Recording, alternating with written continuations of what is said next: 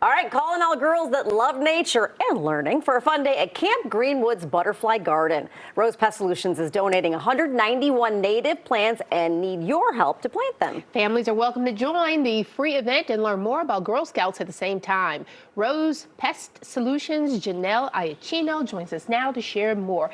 I mean, let's deal with the elephant in the room. Yeah. A pest control company promoting pests. I know. To most people, it's like, I don't get the connection here. Yes. But I think there's an opportunity here to re-educate the public on what modern pest management is. Okay. It's not about wiping out species of bugs we find are nuisances. It's about a balance of humans and nature.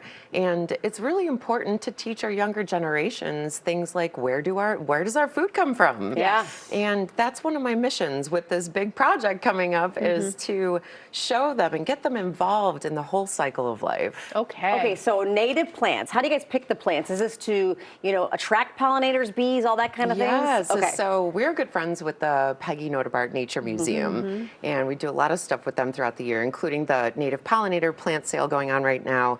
But their staff horticulturalist, Seth Harper, helped me so much in his experience and wisdom in planting things around the Nature Museum. He helped me pick out the species.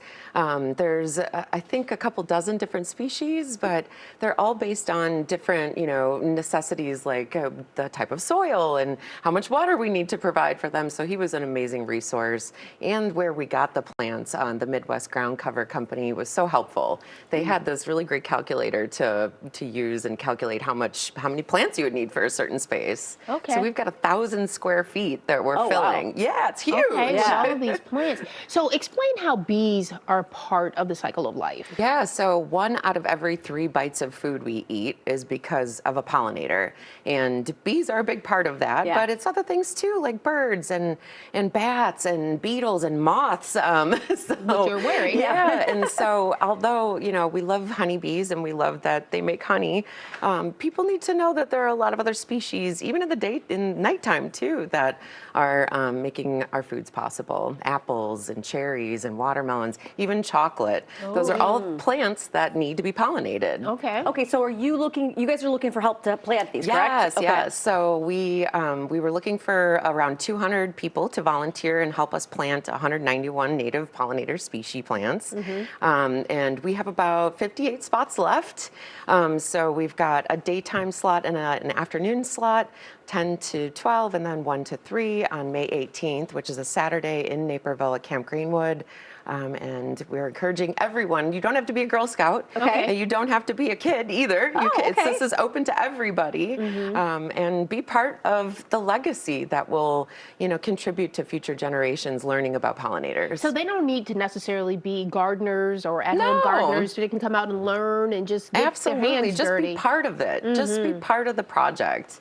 Yeah. And I would think, what a great opportunity for people to learn about some native plants. Maybe they should add to their own gardens. Absolutely. I encourage that 100%. There are little things we can do in our own backyards to be part of that process. So is this an area that has already been populated and you just want to refresh it, or are you creating a new area? Yeah, so years ago, the campground had this spot allotted for plants. They called it a butterfly garden. But over the years, it kind of became overgrown and stuff. And when I went to visit, I immediately was thinking about how I could transform the space.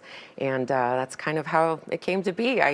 It was like a puzzle piece. I had everything laid out on my floor, and I was trying to put all the pieces together of where these different blooms would go. And I think it's going to be great. I'm really excited to see how this all comes together. Are you guys planting from seeds, or are you guys planting small plants? No, they're actually like started plants, Oh, which okay. gives them a better chance of surviving. Yeah. And we have a whole aftercare plan as well for watering cycles and whatnot. So thanks to Seth, who helped me figure all that out. And Rose Pest Solution. So when you say that you all coexist, how is it that you're still able to do your job and then allow the pests to exist? Great question. So we're a structural pest control company. So our staff believes that insects have a place in this world. They're part of a bigger a bigger plan, right? A Yeah, bigger for cycle. sure. And it's a respect thing. So we're certified green professionals, and when these pests get too close for comfort, they get inside our homes. They might be a structural threat. They might be a public health threat, like mice. That's when we need to push them back into nature where they belong. So it's like I said, it's about balance. It's not about wiping out species. No, it's no. about working with people in their own particular environment to restore that balance. All right, So Janelle, fun. thank you so much, Yeah. and thanks for the information. Now, this is where you can find out about the Butterfly Garden Planting Party at Camp Greenwood. Scan the QR code on your screen. You can learn more about Rose Pest Solutions also by giving them a call or visit rosepestcontrol.com. Be sure to follow them on social media as well. Janelle, thank you. Thank Thanks you, for having Janelle. me. This is so fun. Yeah, it's great.